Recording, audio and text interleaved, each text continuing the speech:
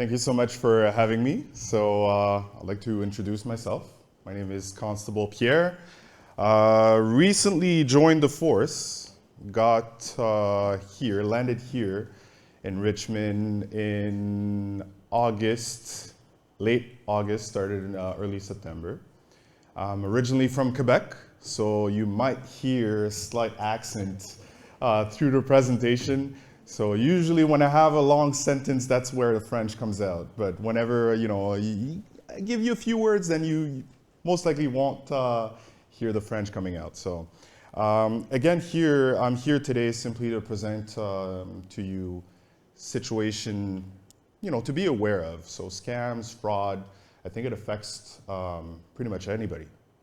It could affect anyone at any given point. And I think it's a good idea to have in the back pocket some sort of tips, tricks, what to look for, what to be aware of, and at that point prevent any type of occurrences like that to happen. Not only for us, but maybe for friends, family members, extended people linked to us, right? So we'll start right away. So like I said, we're talking about fraud, scam, prevention for everyone. So it's not just for the seniors group. It could be for me. It could be for my kids. It could be for anyone. You'll see through the presentation that you'll have ideas that covers all the situation there, okay? So the first question I have for you, why is it important to use different type of technology nowadays? Any volunteer? To keep in the loop. Yeah? Yeah, that's pretty good. To keep with contact with friends and family. Correct. Shopping. Yep. Times? Sorry? Keep up with the times? Correct, yes. Anything else? It's fast. Yep. Reliable, fast. Those are all good examples. So what we have, generally speaking, those are just the main groups, but again, those examples are good as well. So education, I'm pretty sure most of you remember that way back when, in class, the teacher's in front, you have the board, you have your chalk. That's what, school was all about, right? Nowadays, iPads in classrooms, computers. I remember a time where if you had to use a computer, you had a specific period, computer labs, and you maybe had 1 or 2 or 3 computers in that lab to do, some extra activities. Now, full classrooms, maybe 2, 3, 4 classrooms full of computers. Kids are being sent home with the iPad. They have to do readings. They have to do the research themselves. So that's, the leap in technology that we have for education. Employment, for employers, it's essentially the same thing. So more computers, thank you. More computers, allowing them to have a more reliable service platform. So we see that, before it used to be, I offer that service, I do one contact and that's it. People come to me. Now people are doing ads, doing it on websites. So again, a big leap there. So entertainment, we talked about it. We used to go to the movies, right? On Friday nights, Saturday nights. Now the movies are coming to you. You have your phone, you decide to sit at home, you watch a movie on your phone. You have your iPad, your tablet, you decide to watch it like that. Applications like Netflix, YouTube, applications that you spend a little bit of money for, maybe close to the same price as a movie ticket, and now you have the liberty of staying at home and enjoying that. So you have a little bit of entertainment there. You have also a phenomenon, I'm not sure if you guys are familiar with that, but the streaming phenomenon. So you have kids or people staying at home, they film themselves doing some sort of activity. It could be playing video games, it could be talking about something, it could be anything. And then you have a bunch of people watching them while they're doing so.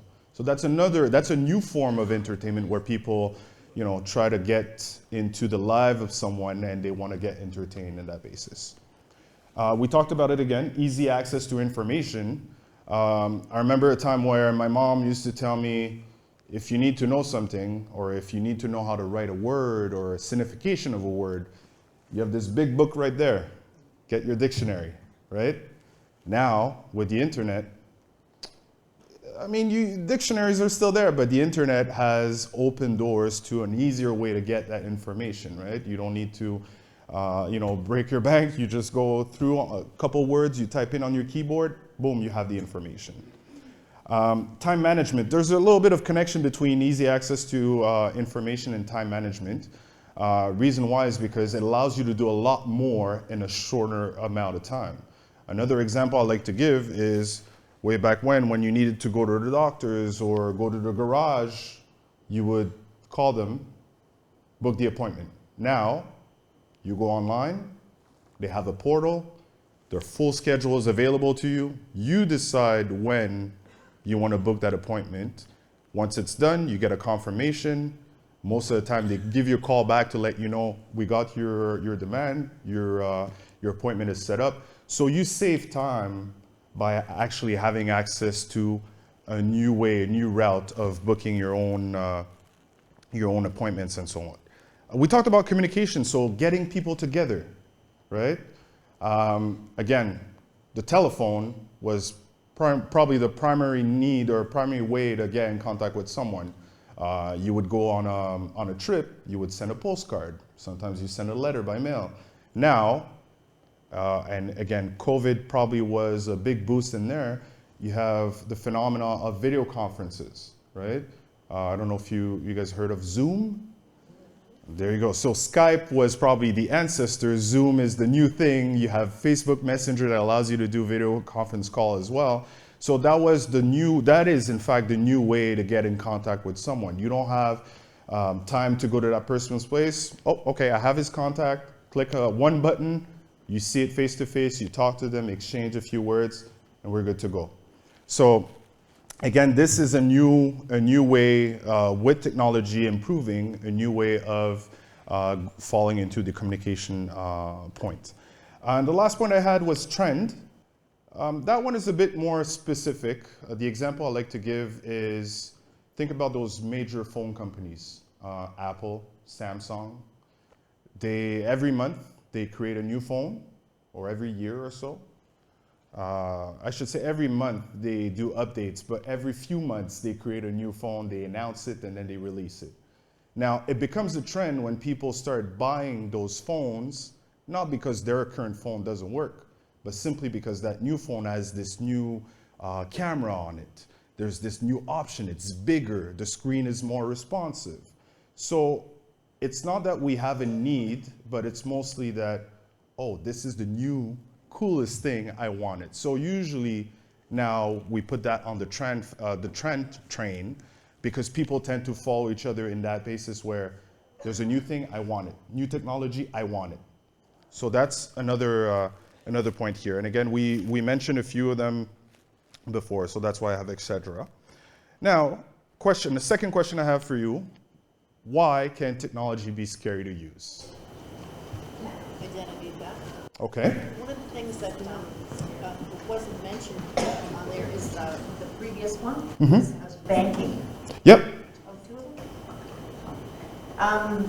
them? Technology can be scary, like if you're doing banking or Yep. something like that, identity theft. Correct. All those.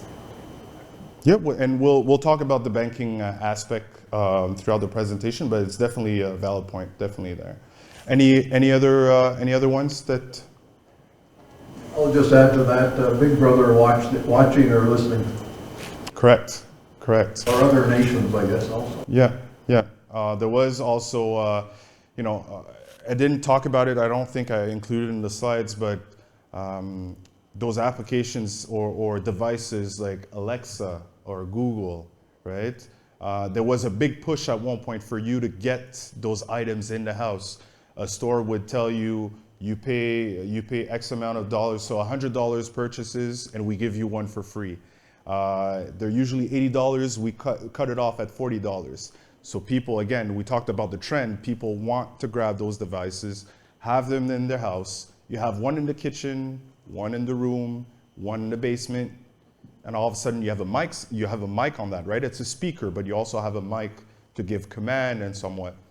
But then, like we said here, it's listening, right? It's a smart speaker, so it needs to know what you're doing. It needs to give you a better service tailored to you on what you might possibly want. So there's all those points that we need to think about as well. Again, security is a big aspect on that.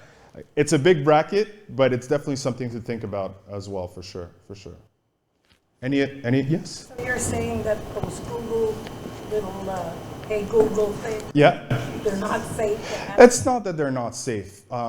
Keep in mind that you have the device. It's connected on your Wi-Fi.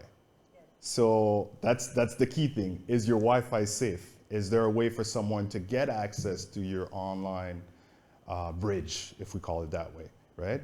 Also, what they did on those speakers is that you have an option to turn off the mic as well. Or you could pull it off as well, simply not connected to the AC. But essentially, you're not forced to use it with the mic. You could simply just use it as a plain old regular speaker, have maybe your phone connected to it if you want, play it louder in the house. But you know, those companies, they have different ways to make sure that security is in place for that. But it's still, again, something to be wary on. Okay? So, the reason why it could be scary is simply here because we often think there's a correlation between technology and, like we said before, scam and fraud.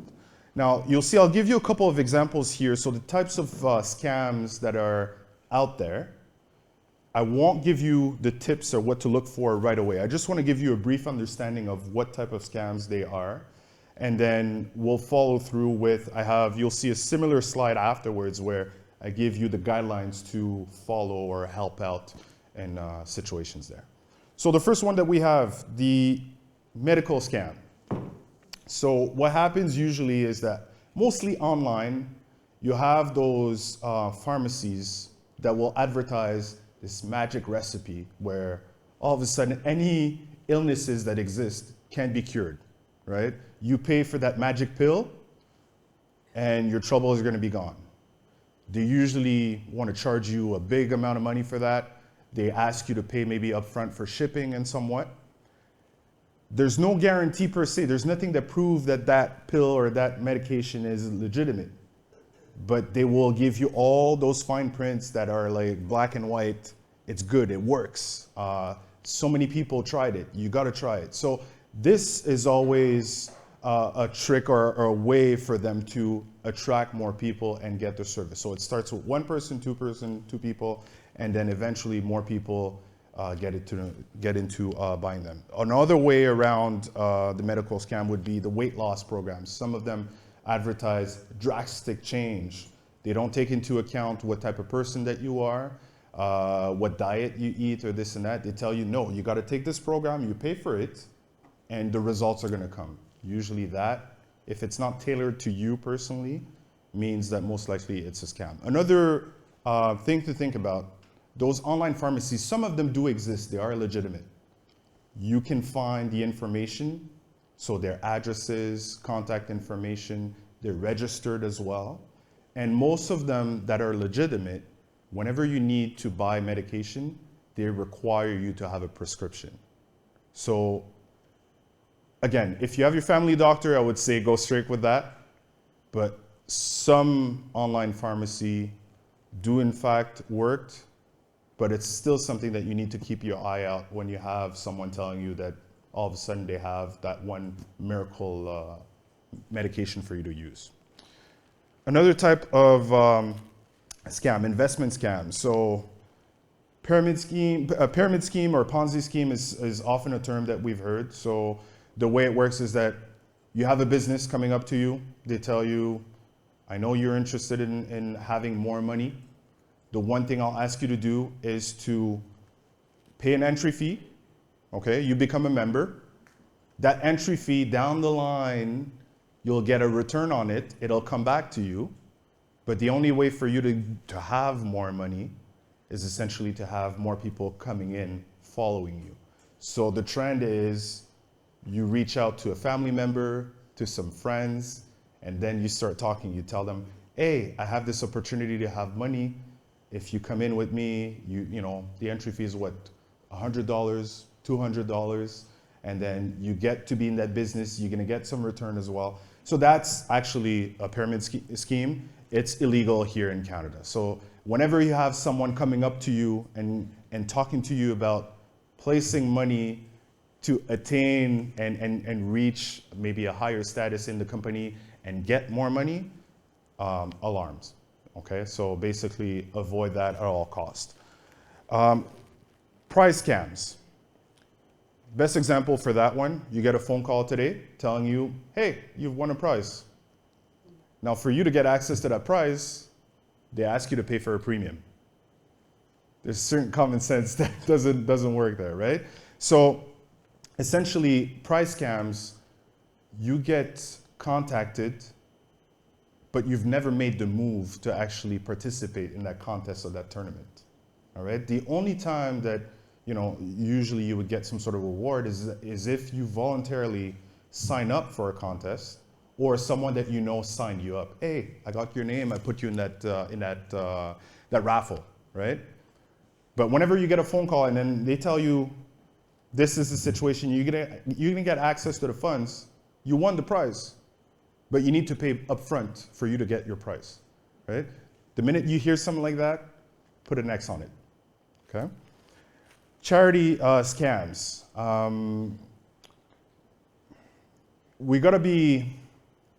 I want to be nice about that because I'm pretty sure most of us have seen a situation like that. You have a little desk, maybe at the mall or at a store that you usually go to, and you have this person sitting there. They have a little box with them. They accept donation for a certain charity, right? Sometimes we question ourselves. We think it's legit, but sometimes we're not too sure. The person is extremely nice, extremely professional. They ask you maybe for a few bucks. They link it up maybe with a recent disaster as well. Now, you're in your rights to say no if you don't want to donate, right? One way that you could go around and make sure that this charity event is legitimate, you can go on the CRA website and verify that it's registered. You can ask the person for more information. Who do they help? Where's their main office? How do they distribute the funds? Those are all questions that you're allowed to have answers about. Now, for charity scams, like I said, their strategy is usually to have some sort of indirect pressure. So they play around with emotions, and then they take the funds out of that. Like I said, just make sure that, if you're not too sure, go on the website or call CRA, validate that charity is actually registered, and you'd be good to go to contribute if you want to. The money transfer and email internet is somewhat linked. Pretty sure if some of you are used to receiving emails, checking your junk mails sometimes where you get a bunch of those emails that are nonsense, you'll notice that the trend for money transfer is someone that lives far in a different continent. They want to have access to funds. Inheritance money sometimes. Sometimes it's a big lump sum of money that's simply blocked away by the local government or the local police group. So at that point, they ask you to transfer them money to have a base. With that, they'll be able to upfront the unblockage of those funds, and then you'll get a return on that as well. Another thing that they'll do, again, playing with emotions, they give themselves a title. Sometimes they're a doctor, sometimes they're lawyers, sometimes they're the vice president of this X company that's massive. So again, they play around, they plant the seed of some sort of legitimate information for you to feel maybe empathetic, and at that point to contribute to that. So whenever you see, again, that they request you to send money for you to get more, again, ring those bells. That's a scam. The also different means that they go about that. When they say send money, they do wire transfer. They do Interac email money transfer. It is traceable, but for us, if we need to trace those funds, it could go, first of all, anywhere, and the funds movement are extremely quick. So the time lapse in which the transfer was done versus when the police gets the information about that, sometimes is too far in between for us to actually find the right person that stole the funds and this and that. So again, keep in mind, not to use wire transfer, especially if you get the information online. Don't use Interac email money transfer. I'm not sure if you were familiar with that option. Originally, when Interac email money transfer started, you had to create a security question and a security answer. You send the email to the person in which you want to send the funds. They get the password, they accept the funds. Now, most of the banks give you an option to do a direct deposit. So it skips the process of answering that question. The minute you receive the link with the Interac, the money gets dumped in your account. So again, when we talk about us doing an investigation afterwards, it's harder for us to get the information. Sometimes we don't even get to the person that stole the money. The next scam that we have, the services scam. So what happens there is mostly like a third party. What they do is that they pretend to work for a big company. So let's say a technician that's from a small company that works in parallel with Microsoft. They let you know that your computer has some sort of virus. There's an issue with it.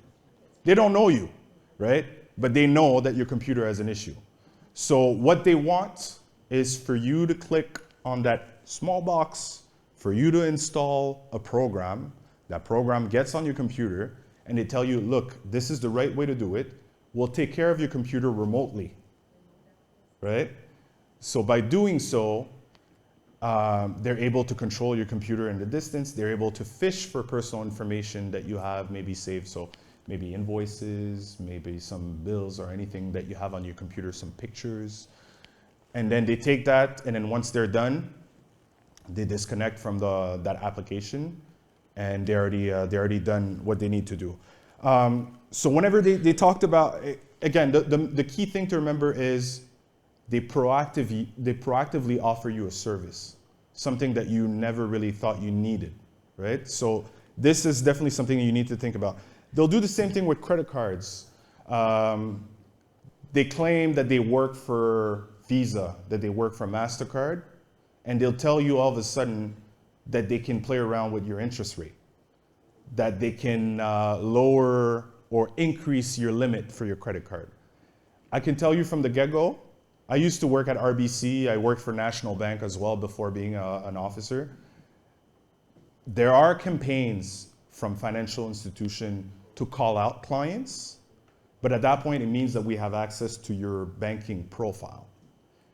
Whenever a company like that tells you that they can play around with the rates, they have no way. The banks don't outsource that service to a third party, okay?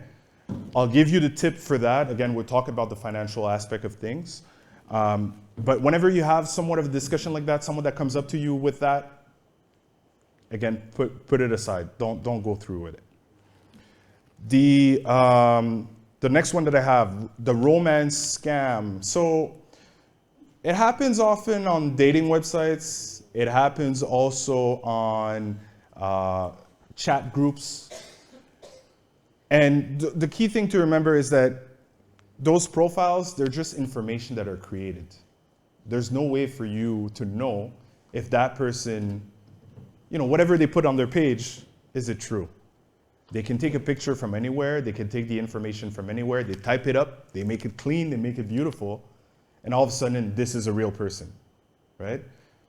We're not all police officers. We don't know, what they've done or what they haven't done.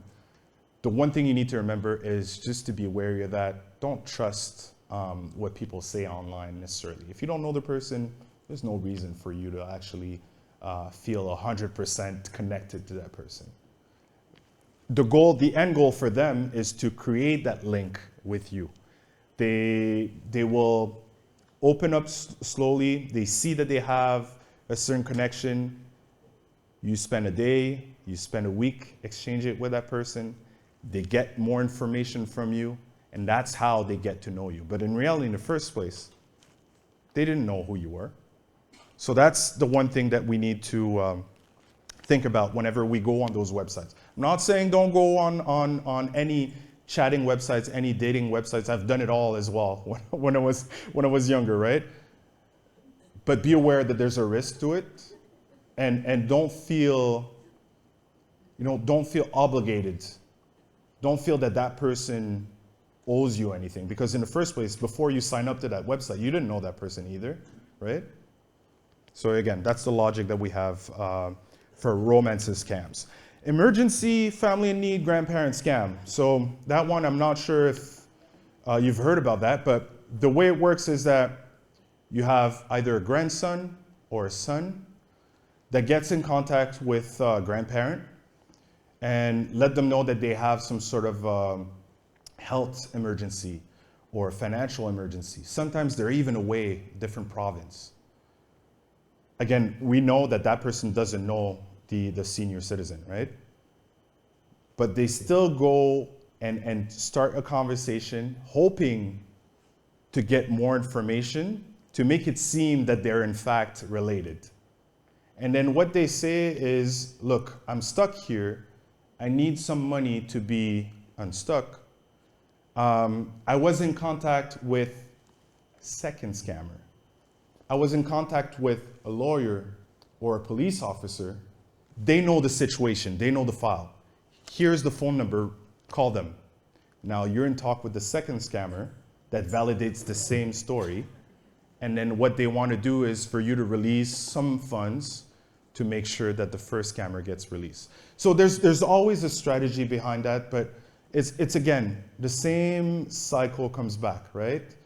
Get information, end result, you need to send money away. It's always that. It's always the main goal. So again, make sure to speak to your loved ones. Validate if in fact they were on a trip, right? It could be a coincidence as well. It could be that in fact your son or your grandson or your grandchild is in fact away and there's an issue. But this information can be validated with different people in the family as well, or friends or someone, right? So it's to be informed. That's the key thing to remember. And then the last one I have is extortion. I got a phone call a couple weeks ago. You get a scammer that pretends that he works from CRA. And then he tell you that they need your social insurance number. If you don't, then your account will be blocked. Another way around that would be you have a certain amount owing to the government. Now you need to call that number or you need to make a payment right away.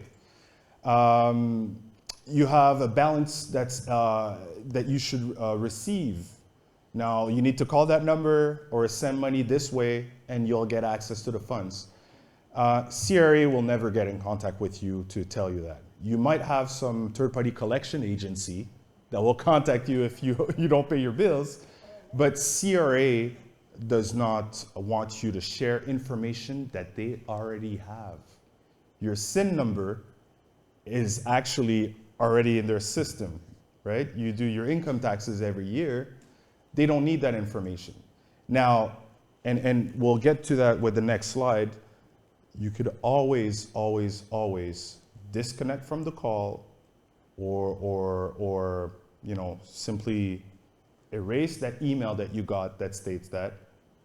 You either log in on your CRA profile or you call CRA directly at your own time and you can double check the information. So those are the main ones, right? The ones that we see on a daily. Like I said, and you'll see it in the next slide, all the points that I'll talk about, they're not in a particular order. You can use all of them to prevent a scam or fraud situation. We had a question. Yeah, sadly, we have a friend who experienced the last two, the emergency and extortion, the senior. Yes. And it occurred 12 months apart. But she physically had to go buy gift cards, cash them in. Yes. And you would think she would have learned, or he would have learned from the first instance. But 12 months later, whether it's same people or not, very very determined, managed her, what she did, voice by voice, minute by minute, to the tune of over $1,000, let's say. So it is happening, and they're very convincing. Yes. And you think this person, this loved one, is intelligent enough or experienced to see something's fishy, but it really does. Yeah. There's and I hear you. I have tons of cases in my head rolling about the same situation. And I think that down the line, and it's something I'll touch base as well, down the line is to not feel, I want to put it in the right way. Correct. Don't feel embarrassed. If it happens to you, it could happen to anybody. And the key thing is to go back to that person. Because we have a tendency of, as soon as something like that happens, we get so frustrated.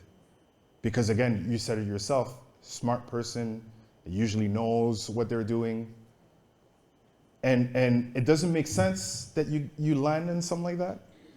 First reflex is to get angry, and then you disconnect, you walk away because you can't do much and you feel that that person is not gonna listen to anything you say. I'd say in a situation like that is to keep walking forward, be close to that person and help them out still. It happens once, it happens a second time, God forbid it happens a third time, stay close to the people. And it could happen to a family member, it could happen to a friend, but just make sure to stay around them, support them. It is a sad situation that we should, turn, and like, I think it's Eric that said that if there was something that government could do, because we're so global. Beyond that, when we talk about the government, keep in mind that they'll play the card also that there's an expense to it.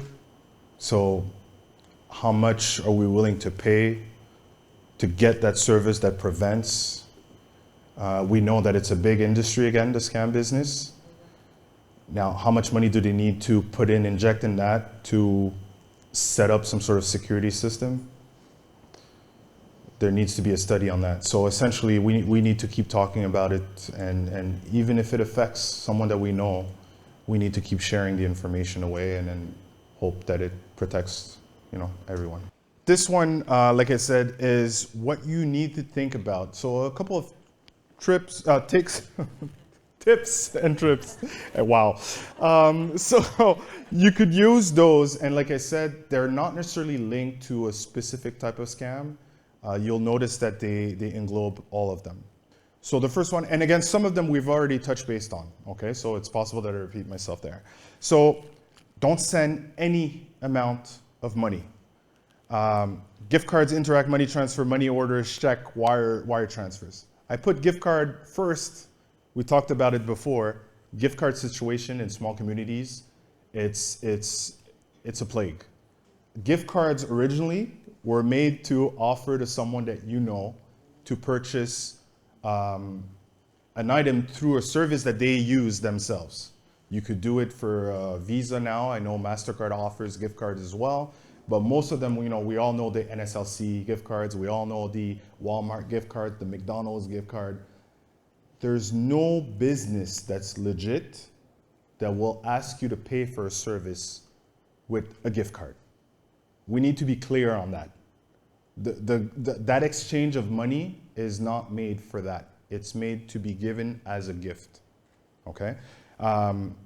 Whenever that third party asks you to send a wire transfer for a service, don't do so.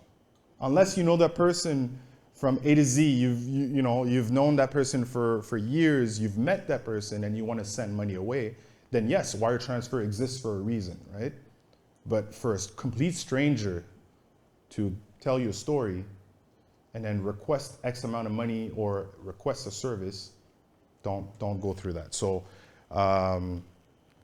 yeah, money orders as well. I used to use money orders when eBay started. I don't know if people still use money order other than banking transaction, mortgage. No, okay, good.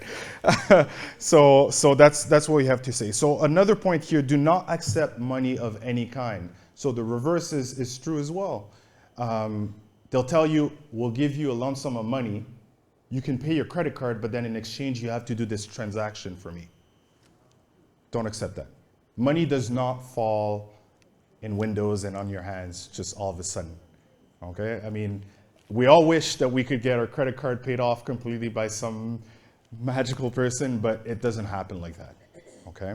So if they ask you for a small amount, a small deposit, if they ask you if they're allowed to send a bigger amount, say no to any of them. Okay? Again, do you know that person that you're dealing with or not? And it goes with the judgment that I mentioned earlier on. Are you comfortable dealing with that person? Do you know that person personally or not? Do you know what service they offer? Do you think you really need that service? Do you think you really need to be in contact with that person?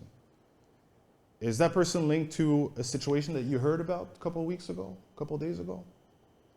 Again, just ask yourself those questions, okay? That one, I get adamant on that because I'm the type of person, know if you're comfortable to deal with door-to-door, telephone, mail, or online solicitation. Learn to say no. That's what it is. Learn to say no. That's how it works. Sales and servicing, there's a little bit of pressure involved in there. Some people are compatible with it, some people are not. Personally, when someone comes up to me and offers me something that I don't necessarily thought I wanted, I feel kind of on edge. Over the years, I've learned to say, hey, I've learned to put it smoothly. Hey, that's a great idea. You know what? Let me think about it. Right now, I'm kind of busy. You have a phone number or card? What's the address of your business? Right? Again, I'm using those questions, right? And if really I'm in a rush, the kids are screaming in the back, and I say no. I say no, that's it. In Quebec, I bought my house, I lived there for 7 years. 2 years in a row. The first year that I got the house, there's a kid that showed up. He was working for a garage, local garage. I've never seen that garage. I know it exists, but I've never seen it. He was selling the service of having, I think, a couple of, for a premium fee, you had a couple of oil exchanges, tire maintenances, and you could leave stuff at the garage if you needed to. Extra warranty on whatever service they offered. He came 1 year, and I was kind of new in the neighborhood. I didn't know how to react. I wasn't sure if it was someone that the people locally knew, and I felt uneasy. And then I told him, look, I don't really have time, but can you come back later on this week? He showed up. I wasn't there. My wife told me he showed up, and because he was in talk with me, she said, come back some other time. He never came back. The year after, the same guy showed up, and I recognized him. I don't know if he recognized me, probably, but now at that point, I was like, you know what? My car is being dealt with at the dealership. I don't need the service. I appreciate it. He was so professional. He knew what he was talking about. He wanted to sell me his service, right? But I still said no. It didn't cost me anything. So that's what I want you guys to remember. Whenever you feel uncomfortable, we talked about gut feeling. Whenever you feel that something is not right, just say no. And if you don't feel because you're too nice, if you don't feel like you can say no, again, use those questions. Give me the information. Let me get back to you. I think next week I'll be available. Let me call back. Just go that way. Okay? We talked about it again, and I'll go smoothly. Do not share personal or financial information to someone asking for it. Okay? Personal, financial information, asking for it. Again, we're talking in the grand scheme of things of a service. Sometimes they'll link it up to something that you already have. If you already dealt with the service, they have your personal information. So there's no reason for them to revalidate that same information, right? We talked about it again. So talk about a situation, a scam with friends, family member, a close circle. Chances are, if there's a scam happening in a certain region, if it affected you, it's possible that it affected the person that lives maybe 2 or 3 houses down the line from you. Talk about it.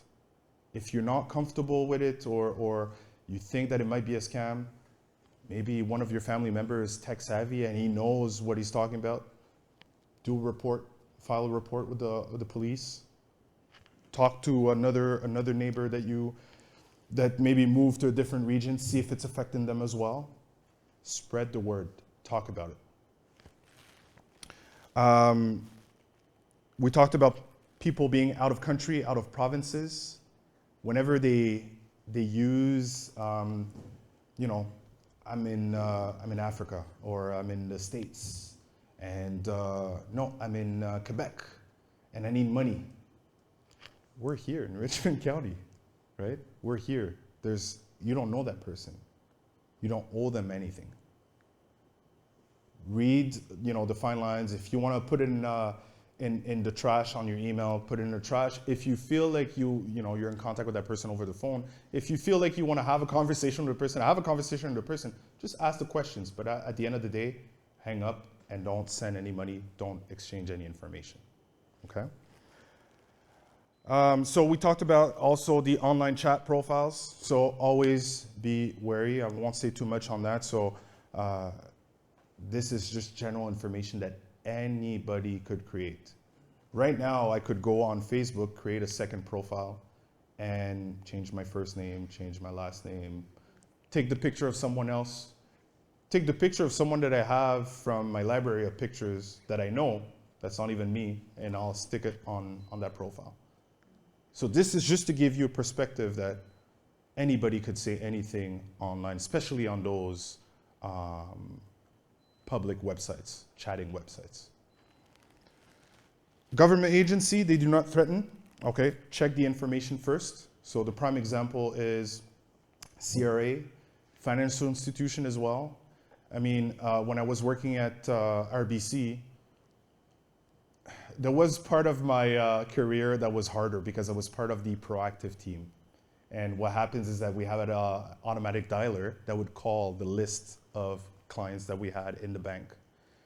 Campaigns for mortgage renewals, that was fun because whenever you get on the line with that person, you could talk about their mortgage, right? That was their product. But whenever you talk to someone that has all of a sudden a car loan with a distant dealership, and then you offer them a credit card, I hated that. I hated that. They had nothing with the bank other than car loan, but then I had to sell them a credit card. Now, a lot of people would be exactly in that scenario and would be like, well, you're really nice. You seem to be a nice young fella, but I'll call my bank, right? They'll call their branch. They'll call their account manager. So essentially, that's the same thing I would advise you to do. If ever you get a phone call related to credit card, related to your bank account, related to a transaction going through, related to anything wrong with your bank account, take your debit card, take your credit card, flip it, call the phone number. You want to take a 15-minute drive, go to the branch, 5-minute drive, go to a credit union, go there. Talk to the account manager, talk to the teller. Pull up your bank book, pull up your statement. Highlight stuff. Don't necessarily just think that because someone tells you something over the phone that it's legit. You're in your rights to verify the information. At the end of the day, the money is in your pocket. It's your funds, it's your money, right? So just think about those points there. We talked about the servicing scam before. So remote access to any device, whether it's computer, cell phone, disregard that, okay? Like I said, they want to install programs and software. There's no need for you to do that. If really you have an issue with your computer, if you really have an issue with your phone, there's a few businesses out there that are, again, registered, that are legit, that you can walk in. You pay for the service. You bring your equipment, you go there, they'll take care of it for you, okay? So we talked about the information about your banking. Do not reply to emails asking you for personal information. It's the same principle as the first one when we talked about exchanging personal and financial information. There's no reason for you to click on a specific link. I didn't give you this example, but often you'll get a FedEx email telling you that your package was received, but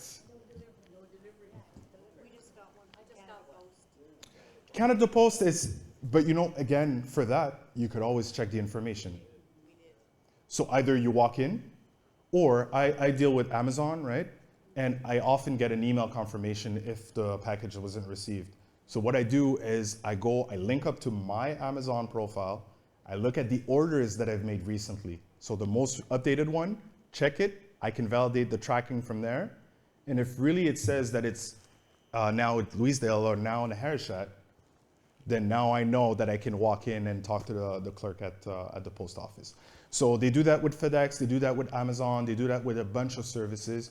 There's no reason for you also not to call the customer service line and then, you know, just verify.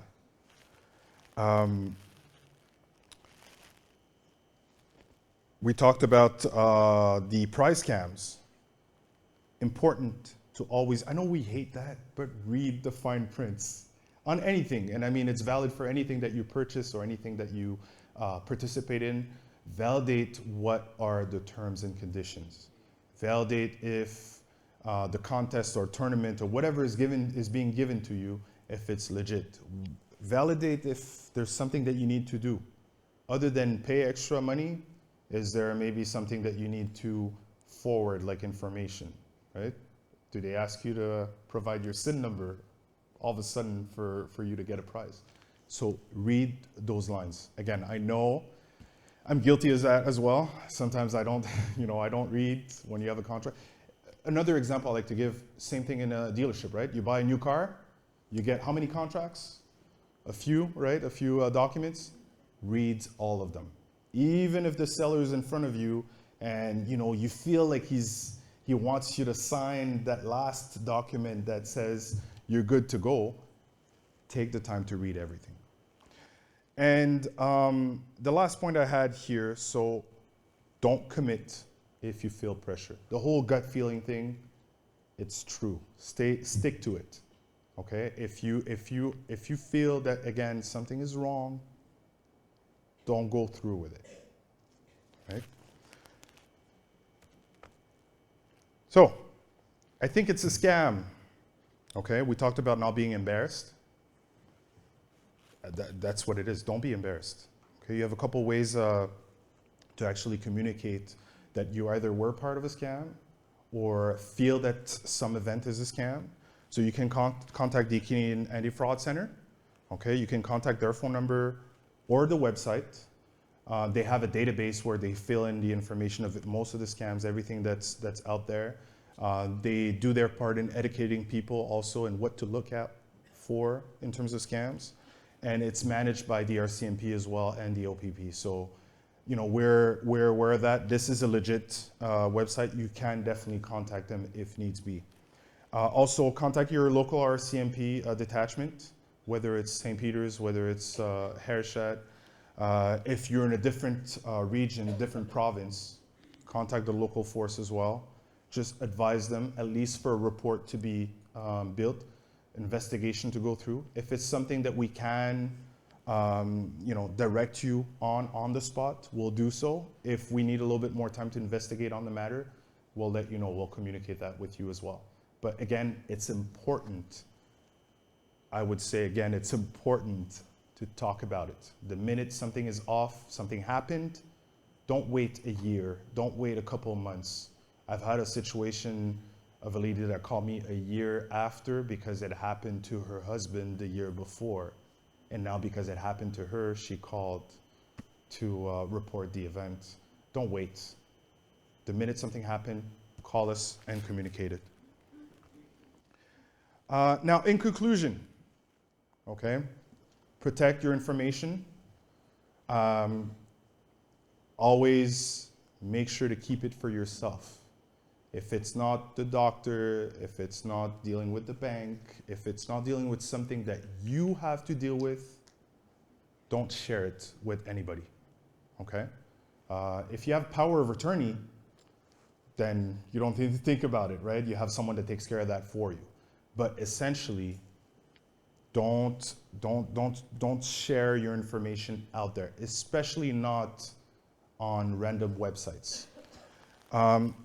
We talked about it before. Pause and ask questions. So whenever you get in touch with someone, whether it's face-to-face or over the phone or even by email, take a breather, read it, talk to the person, look at them in the eyes, ask the questions. If you're not comfortable or you need more information about it, take the time to do so. Okay? Take the time to do so. I like to bring it back to anything that comes out of this pocket is yours, right? The first person that gets, sad or disappointed is yourself. So you're in the right to put a stop to that right from the get-go if you don't feel comfortable. And lastly, ask yourself, is it too good to be true, right? Is it something that all of a sudden magically appears and, it never happens to anyone, but then all of a sudden it happens to you? Think about that as well, okay? So I had here a couple of references. Some of you, if you want to take them down, I'll be able to share also the presentation. So if you can't see it because it's too far, don't worry about it either.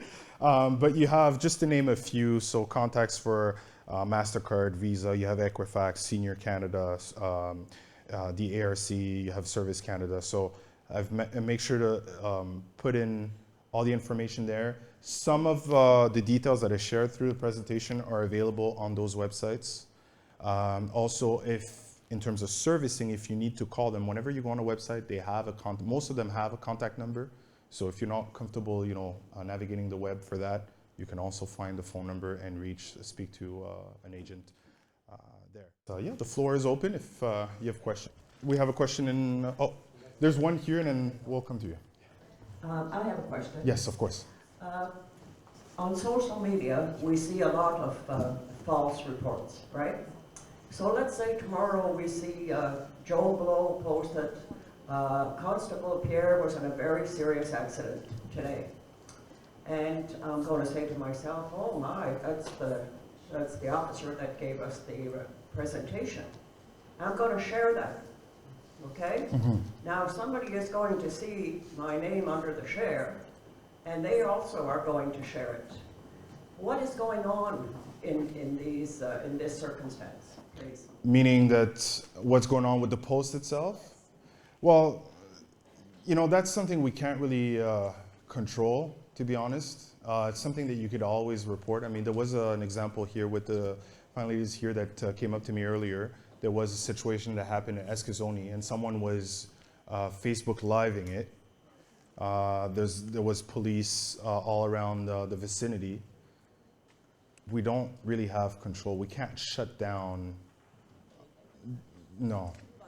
My question is, when I'm sharing that, Yes. I'm sharing that information, Yes. is somebody able to pick up my information, like a scammer, for instance?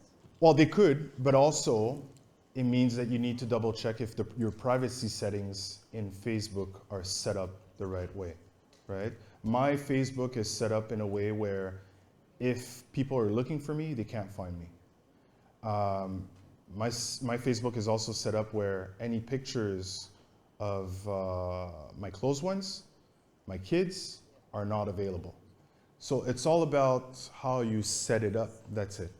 And it boils down to any platform that you use online. Always make sure to go in that, you usually have a small wheel, look through that. I know Facebook is a little bit complicated. You have to go in pages and pages of security, but just make sure to go through there. Once you set up your profile originally, just play around with the options to either block your name, block your date of birth, stuff like that. Another thing I forgot to mention, whenever you go online, you'll notice that on the bar, where you put your web browser, the title of the page that you want to access, you usually have a lock next to it. You have www dot, sometimes you have HTTPS. You have a little lock on that. You can go on that and make sure that the website is in fact secured when it's locked. You can play around and see what options are available within that security button as well if you hover or click on it. Okay, no problem.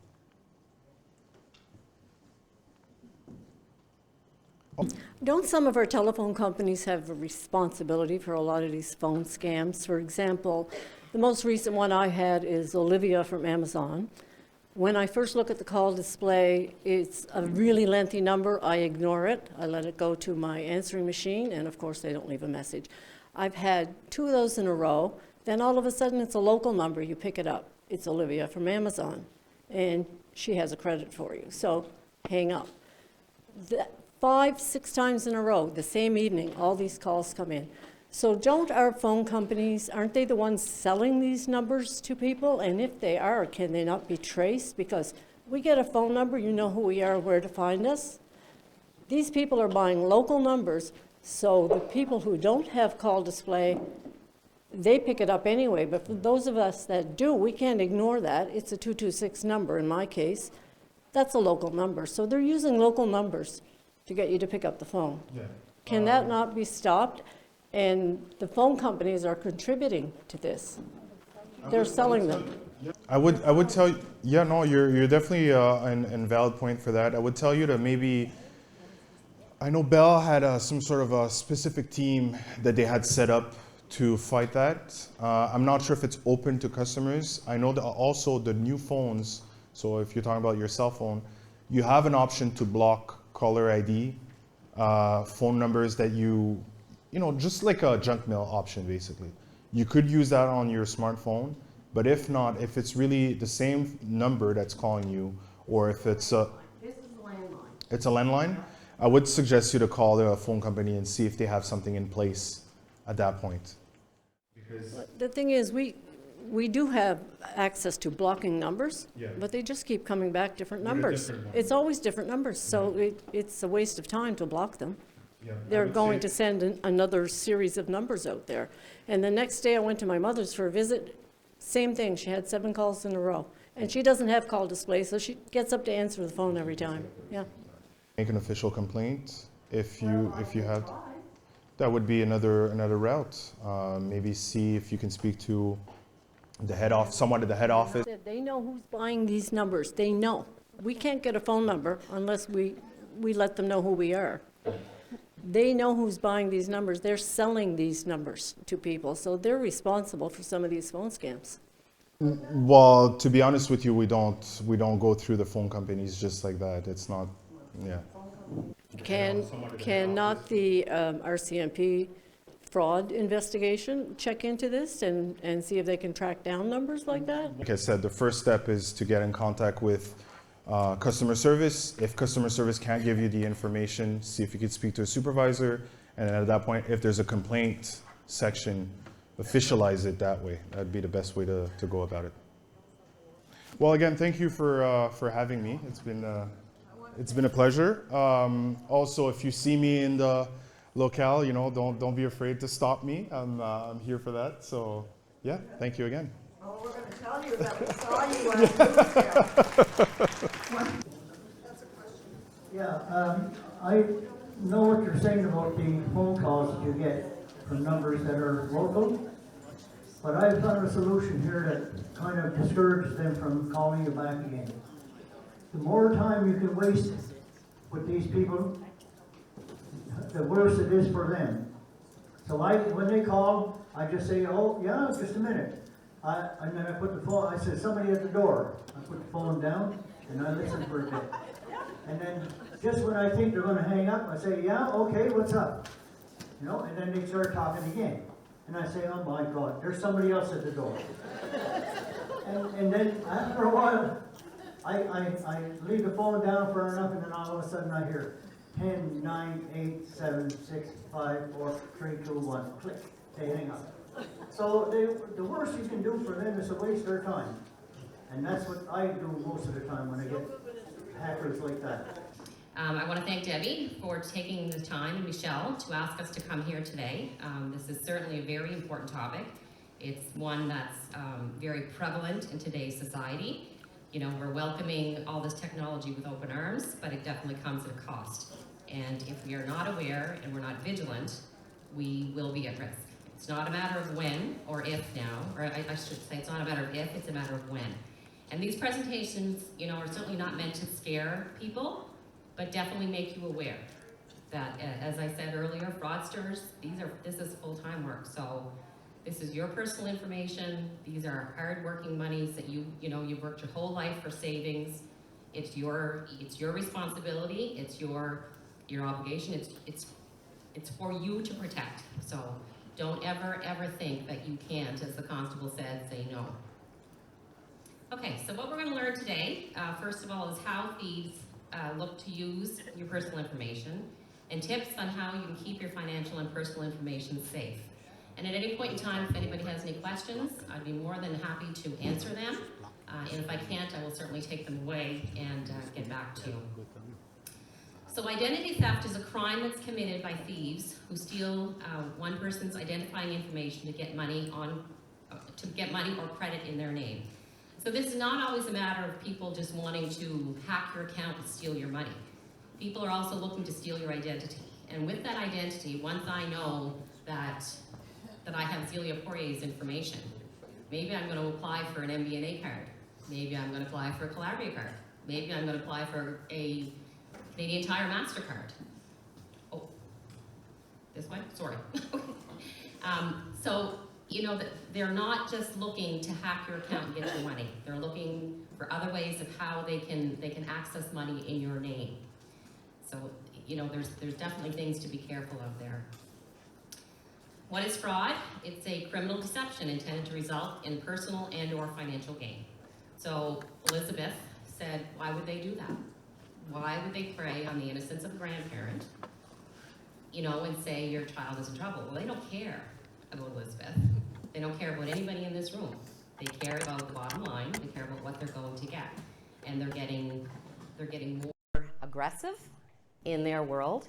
This world of technology has opened up a whole new venue for them to proceed with what their primary goal in life is.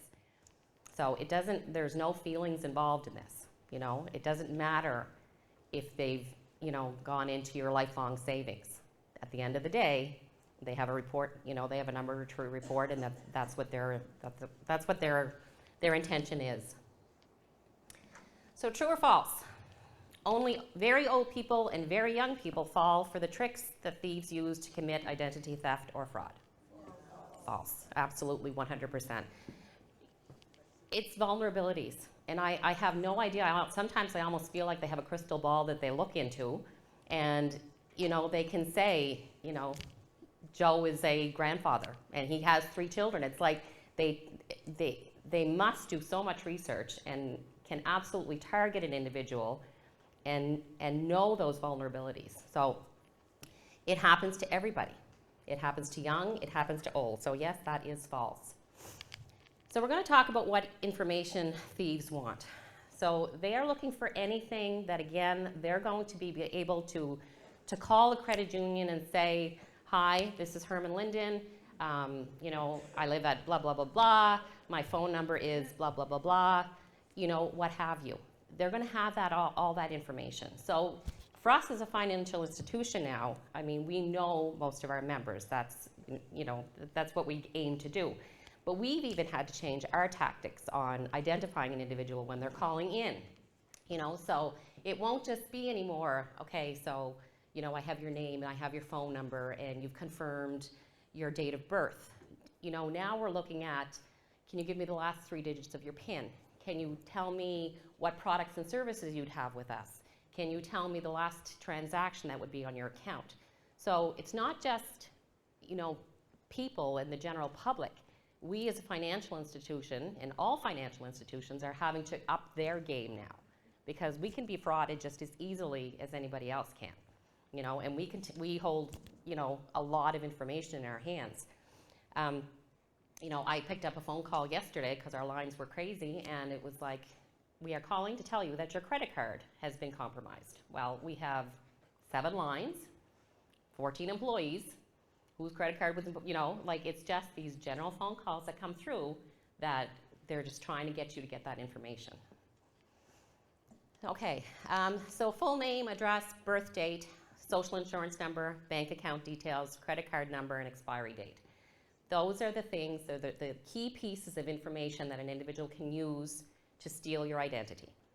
So those are the things you want to be very careful of. As the constable said, you don't, if you're getting a call from your financial institution, they have all that information. You're not going to have to verify that. If CRA is calling you, you're not going to have to verify. They have all that information. You know, we could be part of an investigative team, I'm sure. We know so much information about our membership. So, you know, we're not going to call you asking for that. Again, if we are calling and you're not sure of it, like I said, we're getting ready to do a data cleanup and verifying that our addresses are what they are. If you're not comfortable taking that call, you say, I'm going to call you back. And that is your right. And really, that would be the smart thing to do if you're not positive that you're speaking to Leanne or Tiffany or whomever. What documents should you protect? So you want to keep your bank statements safe. You want to keep your credit card statements safe. Your driver's license, your registration, all those ID pieces, you want to keep them safe. Your checkbook, you know, some people have tended to move away from checkbooks, but checks are still very prevalent in today's society. We see check fraud every day. You know, we get fraud scams, we get fraud warnings, grid warnings they're called, and we see, you know, checks that were found that people are trying to negotiate. And, you know, if there's not holds and things placed on these, you know, on these deposits, financial institutions, you know, are going to have to take that out of that individual's account. So if Mary, you know, negotiates a check from somebody, she deposits the $600, takes the $600 out, and when it comes back NSF or not a valid check, we're going to have to take that $600 back from Mary's account. So keep those checkbooks safe. Of course, your SIN number, you should never have to give that. Computer access, your passwords, that again is not something that you want to be giving out. Tricks that the thieves use to steal your information. They'll call you and ask you, you know, like, can you provide me with your SIN number? It's those threats, and they're so aggressive. And I think that that's what happens, is that people panic because there's such a tone of panic from the caller that they make you panic. So, you know, you want to be, they're calling, they're asking you for information that you know they have no need to know. So again, follow your gut. They email you and text you to get a reply and share your information. The old traditional way, they're breaking into your house or stealing your information, or they steal your mail from your mailbox. You know, and not that long ago, that was the biggest concern was, you know, in training that we've had through our financial institution, you know, dumpster diving. People would look and you'd always be saying, shred your documents, make sure your documents, you know, put them in the fire, burn them, shred them, make sure you just don't throw out statements or receipts because there's enough information there for somebody to steal your identity. So, you know, but now we're in a whole new world. That still remains a threat. But now we've got this online world where, you know, most of us are users of social media. We're sharing all of this information with good intentions and with, you know, with pride of this, that, and the other thing. But, you know, people out there can use that and not in good ways. So popular internet scams, and again, the officer spoke to these, the lotteries and contests. You know, we had a member come in and they wanted $2,500 out of their account. And again, we go through a multitude of training sessions. And so, you know, if you're going to your FI and the teller is asking you questions, it's not that they want to be nosy, it's that they're trying to protect you. You know, they're trying to protect your information. So this person came up and they said, well, I want a prize, and I just have to send the $2,500 for delivery. And we said, we need to talk to you. You know, so I brought that person into my office And I'm telling you, it took everything in my power to convince this person that this was a scam. Because they're so convincing on the other line. No, you know, we're bringing in a Mercedes and, you know, that's all it is. Like, you know, so it's, yeah, they're very convincing. And again, I think somebody had said, like, this person, you know, you would think there would be no reason, but these scammers are so aggressive, and they're professionals at what they do. That's just it in a nutshell. Money transfer requests. A lot of the scams that we have seen, and a lot of the losses that we have seen, are people that are selling things online. So, you know, you're selling, I don't know. Pardon me? All the time. Absolutely, Lena, 100% is going on all the time. And we've had, again, as a financial institution, just like all of you, we carry insurances. And those insurances have limitations on it. So if you're sending an email transfer, so the scams we have seen is I'm selling a trailer. And I'm selling it for $10,000. They're sending me $15,000. So I'm depositing that money. And then they're saying, oh, the $5,000 was for the moving company to pick up the trailer. So you need to send that back to them. Well, once you've initiated that transfer and you've sent that $5,000, we can't help you. We cannot help you after that, because once you initiate that, our insurances will not cover that. So it's something to be very, very careful of. You know, when you're trying to sell something online, be very, very careful. If they're sending you a payment and they're overpaying, that's a big red flag. Big red flag. Phishing, the CRA deposit, again, the constable spoke about that. We've had many calls come through. We've had members come to our desks crying. You know, like, oh my gosh, CRA is going to freeze this, and I'm not going to be able to get that, and they're going to hold my pension checks, and they're not going to do that. They are not going to do that, I promise you. They're not going to do that. Junk mail, pop-ups requesting information. So you're on a site and then something pops up, you know, when they want that information. X that out. Don't be messing around with that stuff. And romance scams, as I indicated earlier, we had a member, and, you know, the gentleman gave this member complete access to this account. And then $2,500 later, and again, still very convinced, because they take those days and weeks and months to build up that relationship, you know, and prey on that vulnerability. Like, could not believe that this could possibly be a scam. So. Popular phone call scams, and again, I might be repetitive here. You have a computer virus. I think Richard talked about that. You don't have a virus, you know. Chances are you don't have a virus. If you feel like perhaps you do, take it to somebody certified to check out your laptop or your computer. You've won a lottery. Give me your bank account information. No, thank you. No, you're not getting my bank account. You do not need to give your bank account information to anybody. Your loved one has an emergency and needs cash. We've had that situation. We've had a member call in a total panic that their grandchild was in trouble, you know, and to try to talk that individual down and say, have you spoken to his mother? You know, call his mom and make sure he's okay before you do this. But again, it's that preying on the vulnerability that's just awful. And the tax scams, again, the constable spoke on that, receiving a call from CRA stating that you're eligible for additional funding or that there was an adjustment in your taxes. They are not emailing you about that stuff. So ignore those calls. True or false? If you were at a job interview and you're asked for your social insurance number, you must provide it. Correct. You do not have to provide your social insurance number. That is false. Job-related scams.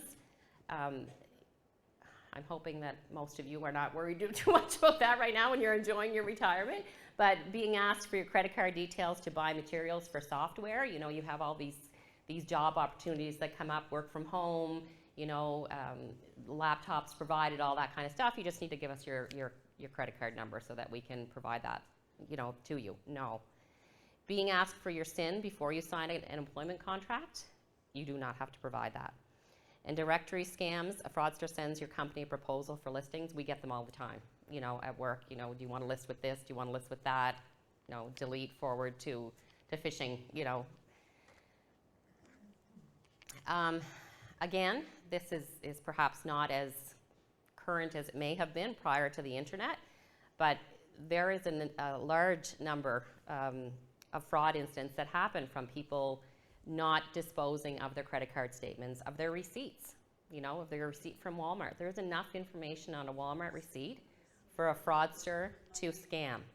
So take those receipts. When a person says, you know, even if you're at the local co-op, you want your receipt, take the receipt. Dispose of the receipt properly. Check fraud, again, we still, as I've said, we see this a lot. Not so much that it comes from our institution, but we have a shared network where you know, there's advisories given out and kind of notifications so that if we as a financial institution see particular checks or particular names coming across the counter, then we are aware.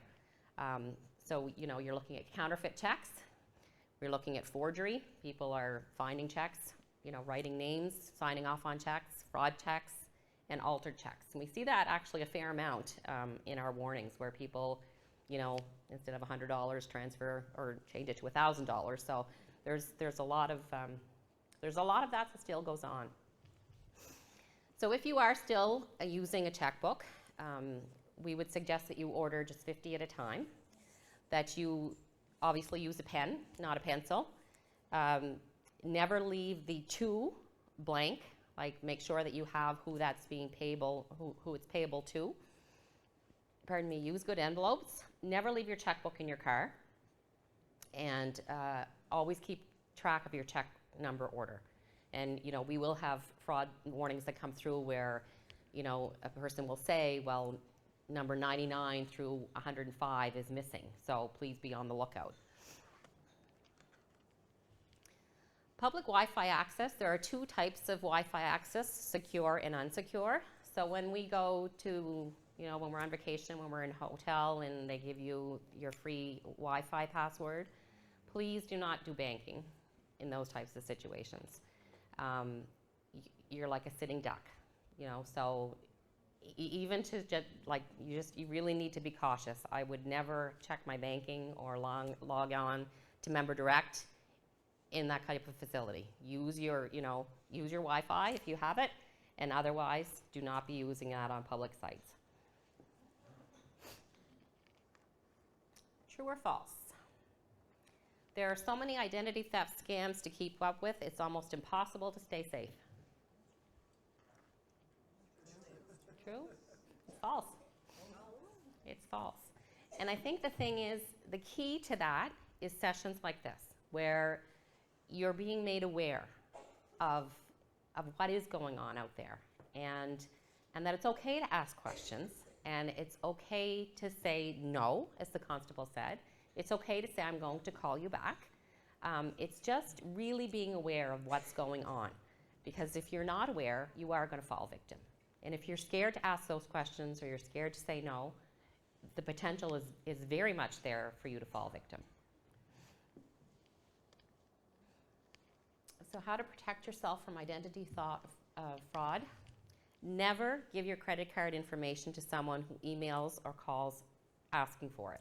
So I shop Amazon, you know, I do some online shopping, I submit my credit card, you know, I do support some GoFundMe things, I give my credit card, but those are sources.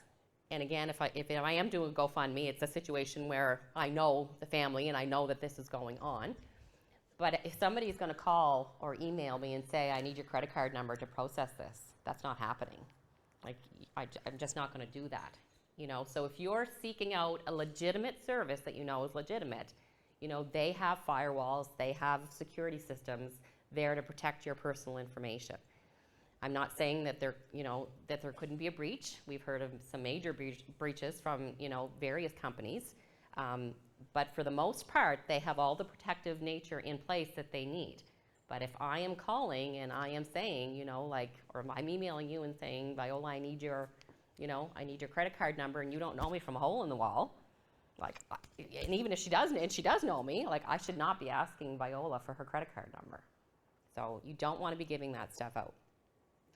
And again, if you're on an unsecured site, if you're at the hotel and you're, deciding you're going to browse through Amazon and you find a sweet little dress there you want to pick up, you don't want to be doing that there. You do not want to be doing anything on a public Wi-Fi network that is going to involve any of your personal financial information. So again, we've talked about this. You want to make sure that when you're shredding your documents, you're using a high quality shredder, or you're throwing them in the wood stove or in the wood doctor. Get rid of them. So there's a couple of these things. Up above here I have some papers, and it just, so on it, it talks about the information that we've talked about, what information that thieves are looking for. And there's a couple of sites on there which would show like popular internet scams. And there is also copies of like Equifax and TransUnion. If you were ever compromised, it's really important to touch base with these organizations. So there's a couple of things up there. The presentation is there. There is a national do not call list. The truth is that you can call and you can register. It doesn't mean that they can't still get through. So those frustrating calls that you get and you try this, it doesn't always work. So that's very unfortunate. So be safe when you're shopping. So when you're online shopping, that HTTPS, that's what you're looking for. Be very, very careful for that. It has to have the HTTPS : //www. That is how you know that is a secure site. Yes. Yeah. So that's something you want to be very careful for. So that is the URL, is what it's called. Make sure it's right. We do recommend, if you're using your credit card, and you can have like a low limit credit card, you may have your main credit card that has whatever limit on it, but you may, for online shopping, just purchase like get a credit card with a $500 limit. Something that if they get it, if for some reason that's hacked, that you're not losing the $30,000 that you may have on your main credit card or what have you. So, just some tips that if you are a big online shopper, you may want to consider a low limit card. Protect your computer and your smartphone, so do use an antivirus software. Very important to pay attention to those updates. You can have the software, but if you're not conducting the updates on your computer, it's not going to protect you. You have to make sure that those updates are adhered to. Use anti-spyware software. They are available for your computer, for your laptop, for your desktop. So you want to make sure that you do have protective software, firewall on your stuff. Yes? Now, Leanne, if someone uses my account, my credit card, Yes. for, let's say, $5,000, and it's not something I do, Mm-hmm. then take it from the credit union and stuff. How is our money insured? Yes. It is. Yes. So it's safe to say that if someone is, like, fraud is. Yes, but the key to that is to ensure that, so I work at the credit union. I check my account 20 times a day. My husband will laugh at me because he will be still walking to the parking lot of Superstore, and I'll be saying, well, what did you spend $42 on? And it's like, I'm not even in the car yet, Yeah. You go, Darlene, you keep them in line. But that's not a bad practice to get into. Your credit card statement, I cannot stress enough to review that statement over and over and over again. We had, a couple of years ago, we had situations where, and I don't know if you've heard of this, but it's called card skimming. So people would fraudsters would insert just this thin sheet into ATMs or into food courts, and people wouldn't notice it. So you go to the food court, you swipe your card. You're not swiping into the actual machine, you're swiping into this little insert that they've put on it. So they'll leave that there for a couple of months, and then they will go back under the dark, take that information, and then they take it back to their home base, and they manufacture all these credit cards or all these debit cards. And then it's like this mass, so they've got 60, 70, 80 people lined up, and it's like a brute attack. So they're going out with all of these cards to ATMs to purchase, gift cards, and it's just like this major scam. They'll collect information for months and months and months on end, and we've seen it happen to people, to our members, that debits will show up on their credit card months later. A lot of it happens when they're traveling, but it happens here. It's happened in Halifax. We've seen that happen. So important to check your bank statements, your credit union statements, your credit card statements. Check those regularly. Make that a practice. I promise you, it's a really good preventative measure. And if you see a discrepancy, call your financial institution right away. Call your credit card company right away and say, these charges are not mine. There is insurance for those things. Banking online, how safe do you feel? I feel very safe doing online banking. And I'm going to tell you why I feel safe. So, first of all, anybody who's a member of the credit union right now, and of any credit union, and who is doing online banking, we had a frustrating day yesterday because we have introduced something called two-step verification. Yes. So you as members or clients of a financial institution place trust in us to advise you accordingly, to do what's in your best interest financially. And we, in turn, put our trust in all of these very expensive companies who monitor the activity of these fraudsters. So they're constantly, looking at, is there a possibility that, institution A could be attacked, or institution B could be attacked, or winners could be attacked, or what have you. So all these things, like this two-step verification, that is an added layer of protection that we're adding, and that we're providing for our membership, not because it's convenient for us, because our phones rang off the hook yesterday, and I'm sure they're ringing off the hook today. And it's a major, major cost to a financial institution to implement these types of services. But we do that because we want to ensure the safety of our members' money. That's our number one priority, is to ensure that your lifelong savings is protected. So do I feel safe? 100%. Would I log into my online banking when I'm at a hotel? Absolutely not. But if I'm on my private network, if I'm at the credit union where I know that we have firewalls and all of that stuff protecting me, yes, I'm safe. It's all about awareness of where you're using it. Yeah? Yeah, do you feel safe, like when you want to buy car parts, something like that, and you've got to give out your SIN number? Do you feel safe about that? Your SIN number? Well, not your SIN number, but your credit card number. Yeah. What do you think about that one? What do you think about Funny that story. So my husband did this last year, and the gentleman that he spoke to, and it was a company based out of, I don't know, the States somewhere.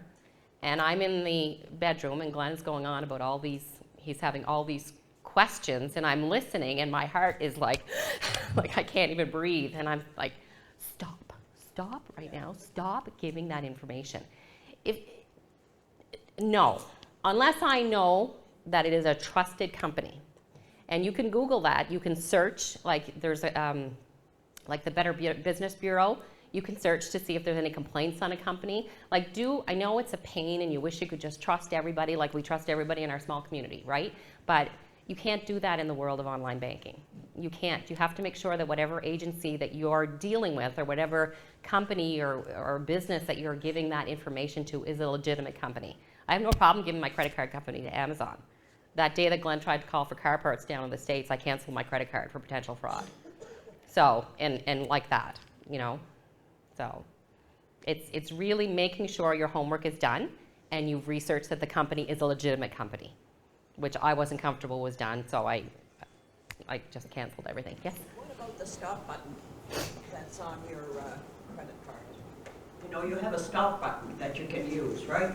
Let's say that you go into an eating establishment and the waiter or the waitress comes and she's gone with your card. Mm-hmm. So, of course, when she comes back, you can see the amount that you paid for your food, plus adding your tip. Yeah.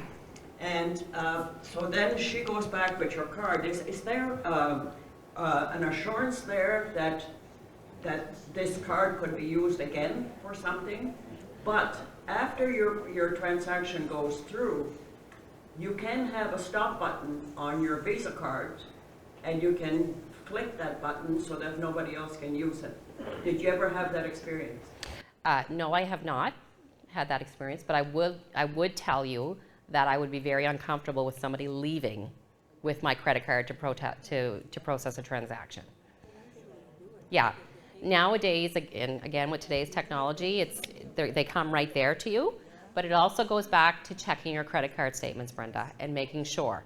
Like, you have to be diligent. If you go, and I believe for credit card there's a timeline there. Please don't quote me on that.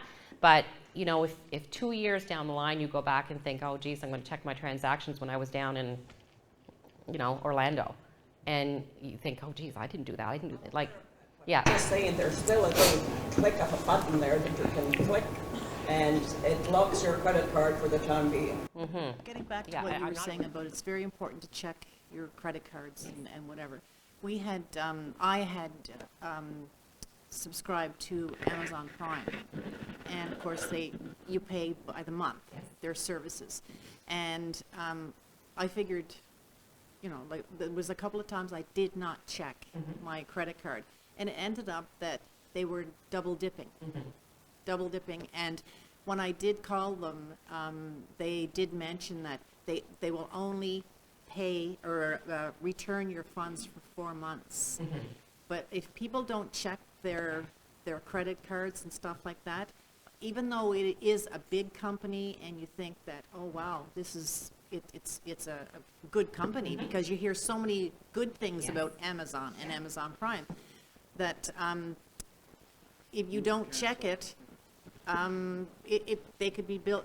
They also got hacked, because they said they got hacked, and every month it was coming out, but it was on a different day. Right. Yeah. And I mean, it could have been a situation of hacking. It could have been a situation of, you know, some kind of internal breach where somebody was pocketing, or it could be just basic human error, you know. And it's not for us, I guess, to identify what that is or why it happened. However, as the card holder, it is our responsibility to ensure that the transactions that are coming from our account are legitimate, and they are transactions that we you know, requested to be conducted. Okay. So just some basic information, things never to leave in your car, blank checks, pre-authorized payment schedule for your car insurance. Those are not things, your wallet or your purse, obviously, cell phone, laptop, debit cards and credit cards, that's just cash. And we tell, especially our younger generation, your card now with those tap features, it's like cash. Like, you wouldn't leave $500 or even $20 sitting out on your dash nowadays. I mean, you know, you do not want to leave that credit card or that debit card. You don't want to leave that. Treat all of that stuff as cash. And again, your bank statements, you never want to leave those done. So we've talked about this in great length. Check your credit card and bank statements regularly. Pay special attention to withdrawals and pre-authorized payments. And a lot of us nowadays have our pre-authorized payments linked directly to our credit cards so we can accumulate points. But perfect example, you want to make sure that they're not double dipping on that they, you know, perhaps even the fees have gone up, you know, and you haven't received notification. And if you're, you know, if you're an individual on a tight budget and your fees go up. So, you know, there's a multitude of reasons, but you want to make sure you're paying attention to those. True or false? It's fine to share my PIN number with family members and my partner. No. And you know, you say, oh, Glenn's going to run down and get it, he's fine, but it really isn't, because you are signing an agreement with your financial institution when you get a card that, you know, you are going to maintain the PIN number in privacy. So if we could prove that, you know, or financial institution could prove that it was in Glenn's possession, then they really have they have no reason to cover us, because I've broken that contract by not adhering to that. Protect your passwords and PINs. Memorize them. Do not write them on your PIN card. We have seen that. We have had cards that come back to us that have the 4-digit PIN right on them. Please do not do that. Do not share your PIN, and if you lose your card, please notify your financial institution immediately. Most cards now on your banking system, for us Member Direct, but on your online banking, will have a stop and block option. So if you, and it doesn't necessarily, it won't close your card down. But if you misplaced your card and you're in a panic, you can go on your online banking and there's an option there for you to close your card until you have a look around, and then you can reactivate it without necessarily closing the whole card down. Your mail, keep that safe. That contains a lot of information, your credit card statements, CRA correspondence, all of that kind of stuff. If you can, select e-statements or e-post. Again, keep your personal documents safe. Whether you have a small lock safe at home, your FI might have safety deposit boxes. Keep those things out of people's vision for sure. Your sales receipts, again, you toss those sales things out on the way out of the store. You throw them in the garbage. There's enough information on a sales receipt for a person to mimic your identity, for a person to get your information. So you want to be very, very careful of that. If you are frauded, you want to make sure that you file a complaint or file I don't know the word I'm looking for right now, with Equifax or TransUnion. So what will happen is that if you're frauded and you call and say, I'm sorry, your name? My name? Yeah, Marie. So, I feel like I've been frauded. So what they're going to do is they're going to add an extra security question to your file. So before anybody can go through with any transactions of credit, they're going to have to answer that question. The same will happen with CRA. If you feel like you've been frauded, you call CRA, they will add an extra layer of protection to your account. So if you call in and you want a question, you're going to have to give them the answer to that special question that has been placed on your account. So if you're a victim of fraud or identity theft, call your FI right away. Cancel all your credit cards. Change your online passwords and notify law enforcement. We work very closely with the RCMP, and in situations of fraud, we will call them in quite frequently. However, in most cases, these fraudsters, by the time that transfer goes from your email to the supposed email, they've already intervened and that money is gone.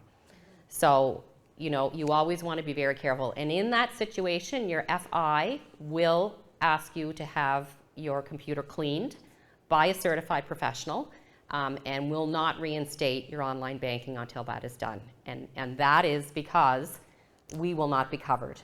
That we will have no liability insurance on that at that point in time, unless you have verification proof for us that your computer has been cleaned and is free of viruses. So basically what we covered today is how thieves steal and use your personal information, and tips to keep your financial information safe. Any questions? Yes? I'm just wondering about insurance on our accounts. Is there something you have to buy, or is it automatic by the institution that's providing it? Your institution will automatically have a retainer that will cover up to X number of dollars, and that varies between institutions. But it's a large number, so your money is safe in that account. Yeah, you're just talking about the general, like if we went under kind of thing, is that what you mean? No, I mean, if I was subject to fraud, can I buy insurance to protect me from that? No, there is insurance that we have for that. Okay. Yeah, but having said that, if you initiate a transaction, if you're buying a dog crate online and they're asking you to send back, the extra money, you've initiated that transaction, and that would not be an insurable transaction. Okay. You happen to lose your credit card. Yes. And you're asked to call again to cancel your card and get a new one, or if you damage your card. Then what that particular person on the other end of the line is asking you questions about your information. They want to know for sure if you are who you are. Right. And you got to give them all this information. Right.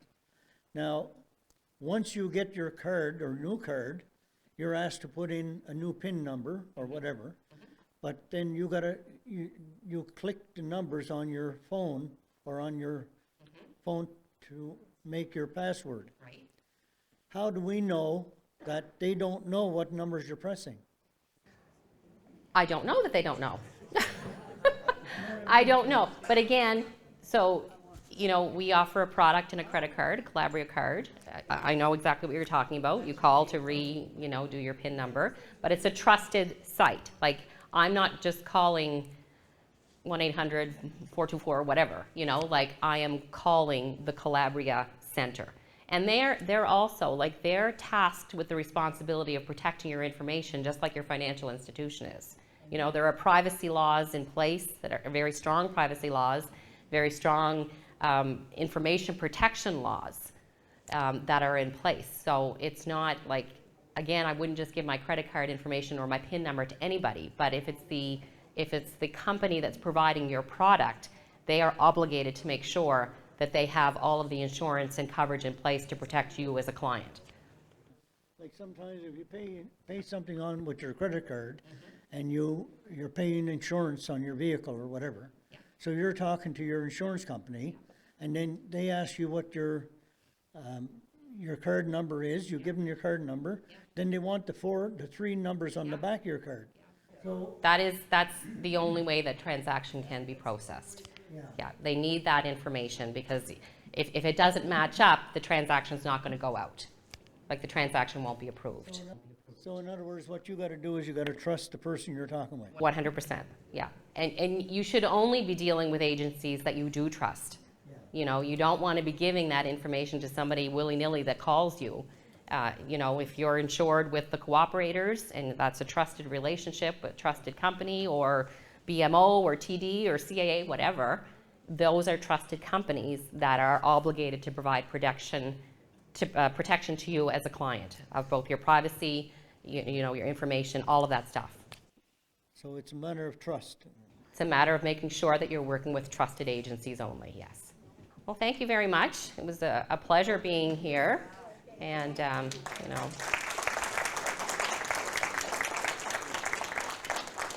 And on a closing note, I do want to say that if you're unsure about anything on your statements or anything with your banking, call your FI, drop in, and make sure that it's you've got the answers that you need. It is your money, and you have the right to protect it. And I'm sure I speak for everyone here that it was a very, very, very informative morning, and the information that we've gained has been phenomenal, and I want to thank Leanne in particular for coming and giving us that information that could open up our Thank you.